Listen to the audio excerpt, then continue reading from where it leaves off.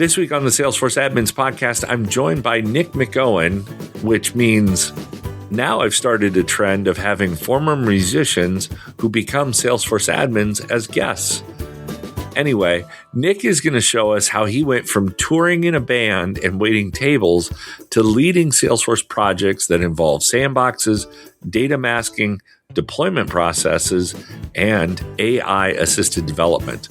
We talk about the early build it in production and hope for the best admin days, how Agentforce Vibes is changing the way admins approach coding, and why today's Salesforce admins are becoming orchestrators of systems instead of just builders of features.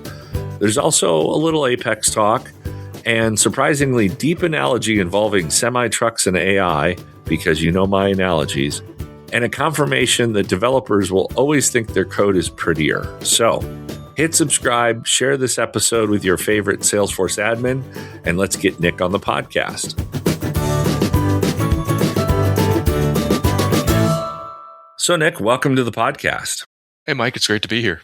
Well, I was introduced to you through a couple product managers at Salesforce that are always on the hunt for finding good Salesforce admins, and you were also presenting with them in the admin track. So before we get to that, let's learn a little bit about Nick. How did Nick get started doing Salesforce and be in the ecosystem?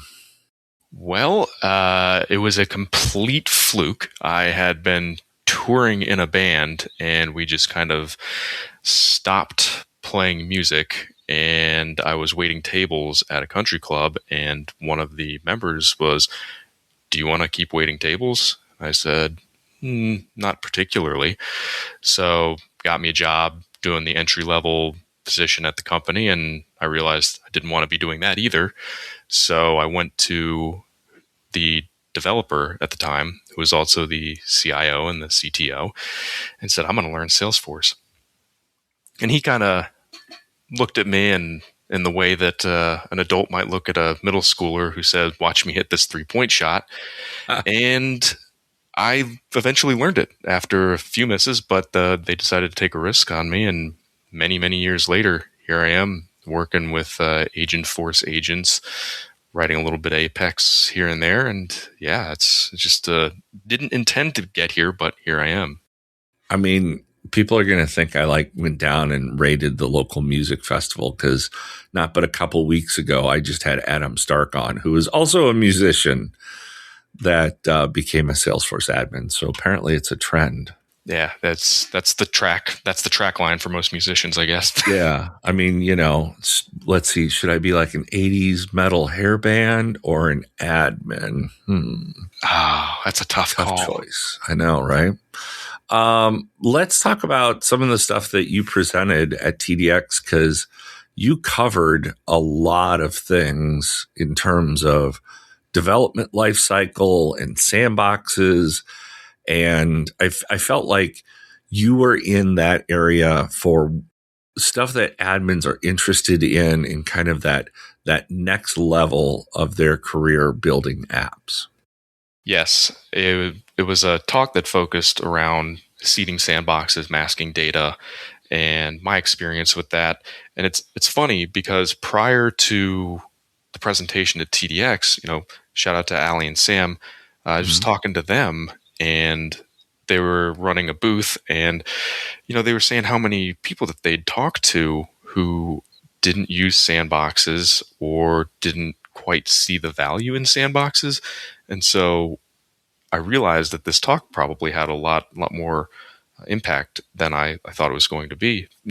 My particular use case was how we had rebuilt an app that our recruiting team was using for our field agents, and how we spun up a sandbox specifically for it, rebuilt everything using the foundation of the app that was already there, and got to test in a secure environment, move it up to our staging environment, and then production. So it was an interesting experience and an eye-opening one too, getting to talk to everybody. I mean, to be fair, I don't think when I started as an admin, I really had to pay attention to what my organization's life cycle for app development was, because you're kind of, and in this case, and I don't know about your company, but you're kind of a small, scrappy unit. And maybe they got Salesforce for like 20 or 30 people. I mean, 9 times out of 10, I was just building stuff in a dev org to make sure it worked. And then literally just not even deploying it, rebuilding it in production. Yeah. And Monday afternoon being like, okay, everybody, so there's a new field on the account. Like, I think back to those days of like, wow, what was I doing?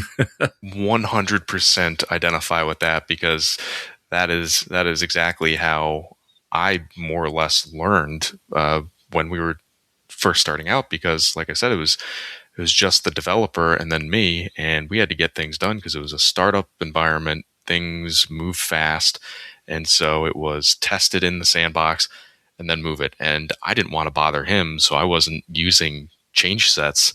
And so I would make a field or whatever he asked me to make, and then rebuild it in production when nobody was working. And just, it was loose and fast. I mean, 9 times out of 10, when I was building things in my dev org, I wasn't paying attention to naming. I was just trying to like proof of concept. And so I never wanted to package anything up because I didn't want to move it over, because I was like, well, when I get to production, that's when I'm going to make the names nice and shiny. Yeah, that I remember we brought on Kelly Bentubo, MVP. She sat me down and was like, all right, we're gonna start fixing some of these habits, which totally warranted. And I mean, she was great at helping me understand the value in the consistent naming, the process aspect of everything. So it was she really elevated my abilities and my use cases and everything. So as somebody that just started, obviously went from waiting tables, which, by the way, 20% tip is not like excessive. It just means that you got everything good and on time. You should tip more. Thank you for attending my waiter tipping TED Talk. Just getting into this and thinking, okay, I guess these are bad habits. I bet you had the same bad habits I did. What was the first things that she kind of tackled? You mentioned some of it was naming. Did she help you set up sandboxes and kind of a deployment lifecycle? So we had the sandboxes, and she came on at the time when the dev team was starting to grow and the company itself was starting to grow. So we needed more organization, and she was kind of sat me down and helped me with these processes, like how to move it up through the environments, the value of making sure that everything is tested within the sandbox environment, and then user management, which I think is something that I relied on when I first started. It wasn't necessarily that I knew what I was doing a lot, but I knew how to put on like a waiter attitude, so to speak. Okay. And if somebody asked for something and I didn't know what I was doing, it was just that kind of like, oh, I didn't burn your steak, but let me make this better for you. Right. And so through talking with Kelly, I kind of like refined how to shape expectations for users. If I couldn't figure something out, then, she would kind of help coach me through the deployment issues or level setting and expectations with users, which that was a big one. I mean, I think that also, we've talked about order taker admins before. And it's very easy to sit across the desk from somebody and listen to them be like, oh yeah, this is totally easy to do, or I have no idea what I'm going to do. And then say, yep, let me just work on it, and kind of forget that maybe there's bigger things in the organization they need to pay attention to, as opposed to everything that comes in front of me right away.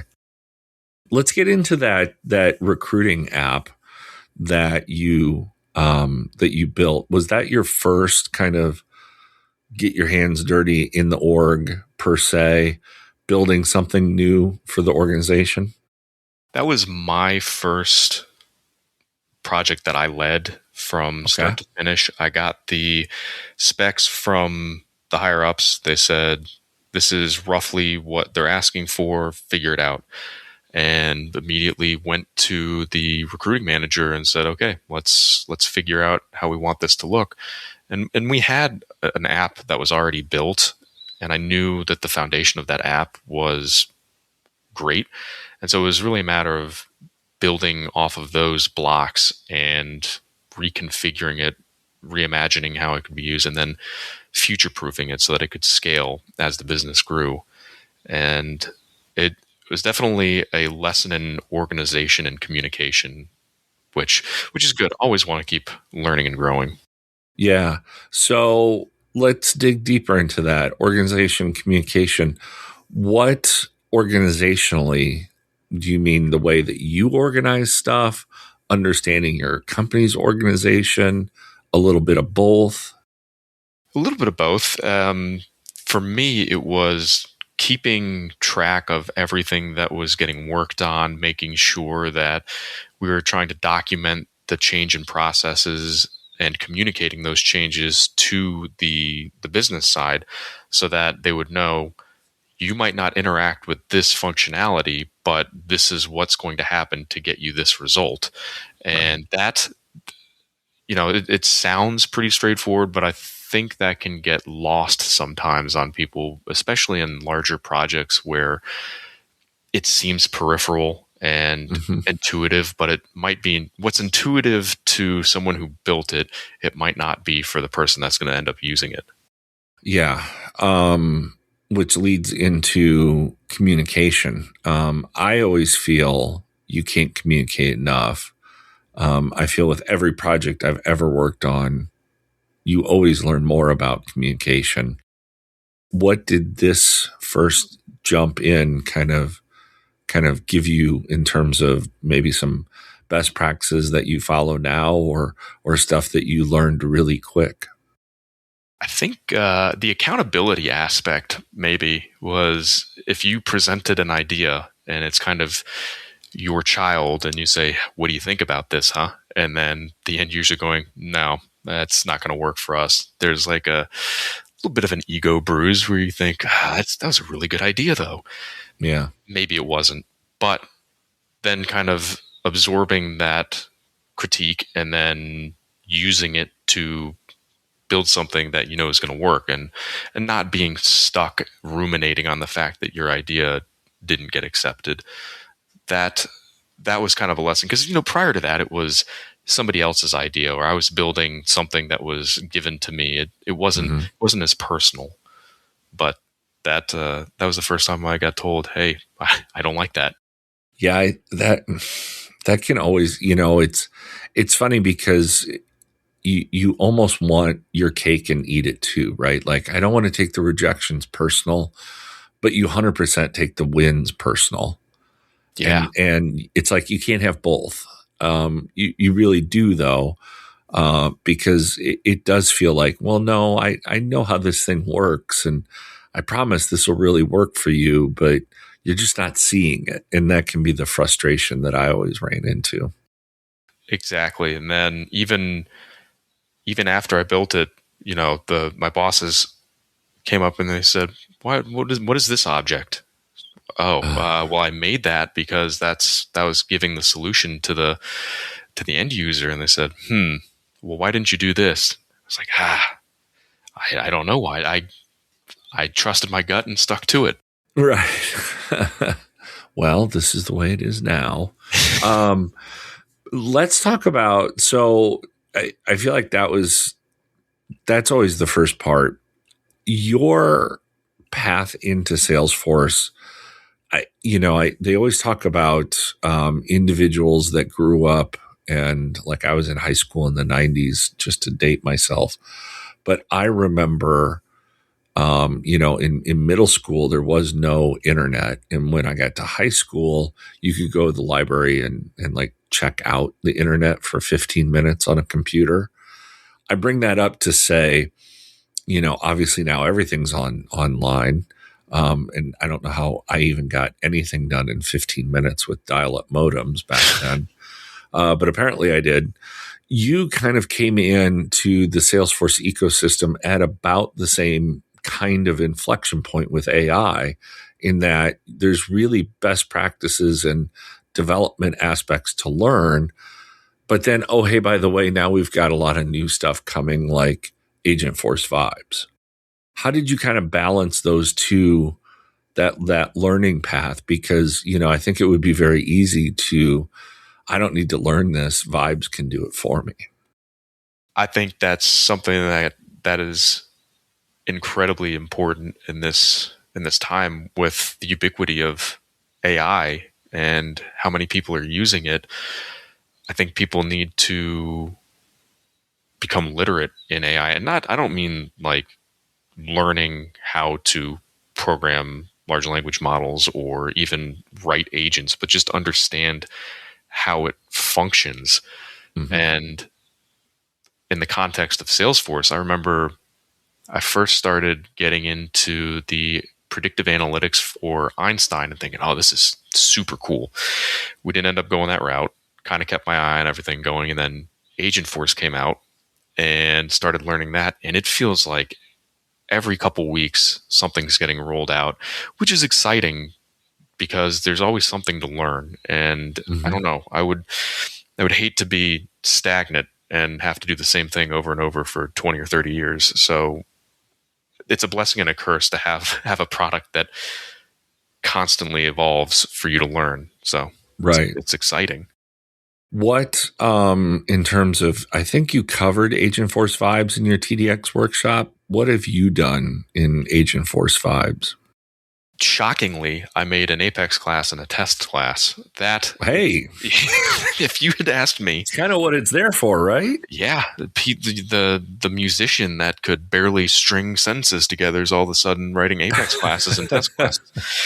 I mean, if you asked me even a year ago, hey Nick, would you think you could write an Apex class? Like, yeah, give me a couple years so I can write it line by line over days. Sure. Let me put an ad out on Craigslist and see if I can get a developer to do it. Yeah, I would have laughed if somebody said that. And then all of a sudden this product comes out, which actually Ali and Sam, when we were doing we did a webinar for the sandbox seeding and data masking, and they were talking to me about the Agentforce Vibes, and I said I hadn't really looked into it. And so after that talk, I started to. And that kind of encouraged me to look into the foundations of Apex and coding languages. So it wasn't just learning Agentforce Vibes and how to use it. It was also getting a base understanding of the underlying principles. And so through that journey, I was able to use Vibes to write an Apex class, and then I could take that class to the developers, and then the developers would look at it and go, well, my Apex is better, but we'll use yours, and corrected a couple of things. Wow, you really nailed the developer intent. Like, well, mine's better, but we'll use yours. It could be flawless code, and still, mine's prettier.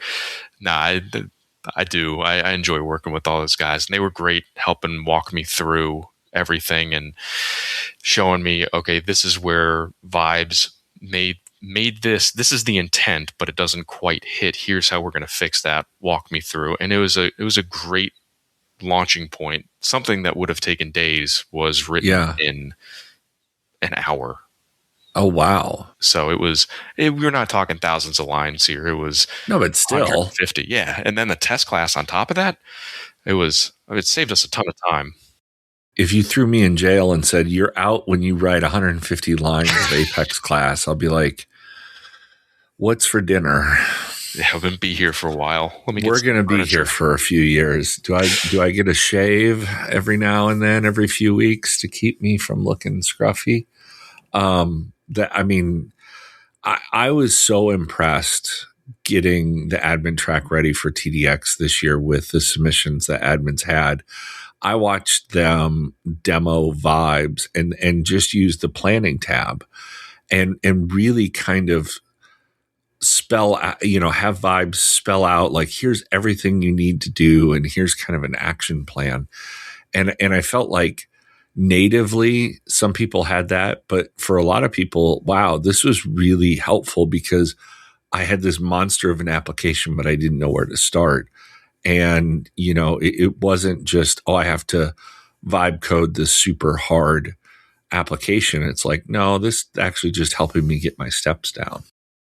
I'm excited for the future of the Vibes and Salesforce integration, specifically with like your organization's metadata and being able to find like where are these fields referenced? What would happen if I did this? I think when that becomes a reality, it could be something that's really cool. And I imagine that's something that's possible if it's not already. I'm not a vibes connoisseur just yet, Right. but I think something like that would be incredibly beneficial. How many times have you tried to figure out where an error is coming from on the admin side, and you're just going, well, I hope a developer has time to help me figure out this error. That, or how many times you go to delete something, and you can't because there's a dependency, and then you spend the next 4 hours chasing all of the dependencies just to get that one thing, done. I mean, the benefit the listeners have is last week on the podcast, they heard from Kushwant Singh, who was literally leading our Headless 360 development. And I mean, I asked him, I was like, do you envision a world where a Salesforce admin sits down and talks to Salesforce to build the application? And he's like, yes. I mean, not forward-looking statement, not by Dreamforce, but like that's the rubber band that I think everybody with AI is going to is, well, if we make the AI smart enough that it can actually build and rebuild the applications that it's running, why wouldn't you? Yeah. And being on the other side of the wall, so to speak, it's to be frank, it can be scary on the tech side because you think, oh, is this something that's going to replace me? But having talked to people, it's also an opportunity to learn and grow. And if that's something that you want to do, then you grow and you adapt. I kind of think of it like painting and photography. When the photograph came out, all the painters like, oh, that's poo, throw it out with stinky cabbage. And it's a tool. And then it kind of grew into its own path, and now it's a separate form of art for most people, I'll say. Yeah. But that I kind of see similarities in that sort of mistrust of this new technology. And maybe not everybody wants to be an admin for the rest of their life, and they'll go and be a artisan baker or make candles or something. Like I think that's great. That's the beauty of life. Yeah, no, I mean, I've had the very same discussion too of, well, is AI going to take your job? And I think of it like, I happen to think of it as, you see a lot, you look out on interstate, you see a lot of big semis go down the road. And is it really cheating that the guy's driving the semi to move 80,000 pounds? Right? Like if he has to get some steel from California to Pittsburgh or Pittsburgh to California, it's kind of silly to think that a person would pull that. No, they're going to use a vehicle that is optimized for moving that kind of capacity and payload. And I look at the way we use AI in the same ways. It's not cheating for me to use AI. It's I'm using my skill to navigate and move and maneuver the AI to produce the product that I want, the same way that the truck driver navigates the semi through traffic and road construction and busy city streets to get the product from A to B. And to that point, exactly like you said, you're using the tool to build what you've envisioned, and it is a tool. Mm-hmm. And I think people need to be careful not to rely on it as their brain. And right. We need to keep learning the foundations of Apex so that if you do use Vibes to write 20 lines or something, you can sit down and look at it and see, okay, where might this be going wrong? What do I actually know about this? So using it as a tool and not your brain replacement, I guess. It'd be right. It's the same way your math teacher was telling you to use a calculator. You should know the answer before it tells you. I look back now and how frustrating that was as a kid to be told you can't use your calculator, and now many years later now that makes sense. Now I see why they said you can't use your calculator. Yeah. And it does help. I think the irony is I didn't realize how much I needed a calculator until I sold shoes for a living.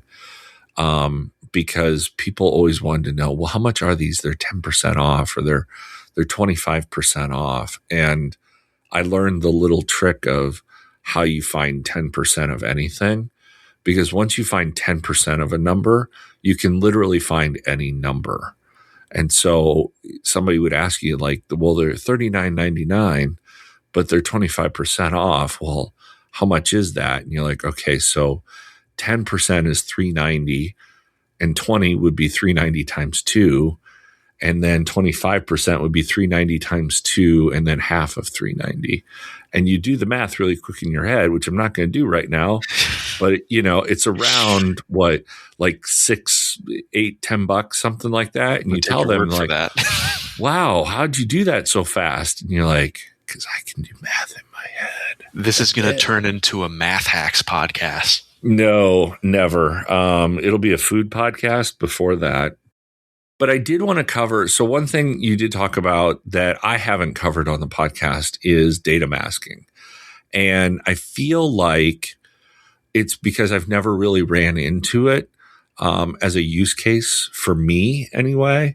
But it's not that I don't understand it, but what was kind of the use case that you guys ran into for really needing to make sure that you use data mask you used it in a sandbox, right?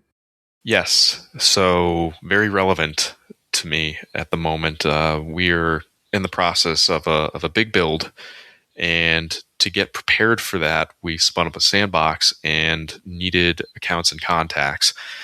And we could have made it one by one. That would have just been cumbersome. We didn't really have the time for that. So we seeded it and then masked all of the data. So now we've got dozens of contacts for each account, and we needed to be able to test email deliverability, but you don't want to send a test email to your clients. No. Why did I get this test? What test? Oh, it's just us testing things. Thanks. Yeah, and then all of a sudden you get a pink slip in the mail. But right. No, we didn't. Nobody wanted that for anybody. So we changed and masked all the data, removed all the personal information, made scrambled emails, phone numbers, anything that could potentially link to a client. And all of a sudden we've got a fresh sandbox with no real contacts and information. We were able to go in there, test the email deliverability safely, and then once we proved out our process, could move it up to the larger sandbox environments and eventually into prod. So without that masking feature, we're spending time one by one creating contacts and filling out information. Yeah, and I mean, the goal is when you're building something, you always want to I want to test it on as real of data as possible. And or if I'm bringing in a consultant or somebody, they also don't need this data. They just need it to act like data. They don't actually need to understand what that data is. So I think that's always incredibly valuable. And in the context of training agents, you don't want to just unleash an agent in your production environment and go, well, I hope this works. Very true. If you start testing it in a sandbox environment, but you're skewing the data or you're giving it biased data, then you're not going to get a representation of how it's going to function in the production environment. So to be able to seed it with randomized, realistic data, you have a better environment to then build and train that agent to move to production. Yeah, you don't want it thinking that you have 15 random widgets that you sell. This is working great. Wow. Yeah. Yeah, look at it. It's going to build the widgets for us. And then you put it in production and the agent realizes everything's a lot more complicated. Yeah, then you're sweating. Yeah, well, the agent's not, you are. I guess, as we kind of wrap things up, if you were to go back to, the Nick when he was learning Salesforce and getting into this, is there anything you would tell yourself to do differently that you wish you'd done at the beginning? That's a tough one. I think what was important for me learning was having the ability to create a sandbox and Trailhead and really just explore the things that interested me and follow the paths of the things that interested me. I mean, if I'm going to be real nitpicky, maybe spend some more time trying to learn the foundations of Apex, because it can be frustrating as an admin to have this brilliant idea and then not have a developer have time to be able to help flesh out that idea, although there's a product now that's kind of doing that. Right. But that would probably be, if pie in the sky, do it again, learn a little bit more about coding. Yeah, that makes sense. I mean, for as much as, every application builds front-end usability stuff, there's still always code running somewhere that somebody's going to have to upkeep and build more of too. So, well, very cool, Nick. Thanks for coming to speak at TDX. I know sandboxes and data seeding and data masking can fall farther down on people's popular list in terms of cool, fun stuff to see, but it's very important. And I'm glad you also came on the podcast and talked about it and, gave people some tips. So thanks. It's been a blast. Thanks for having me.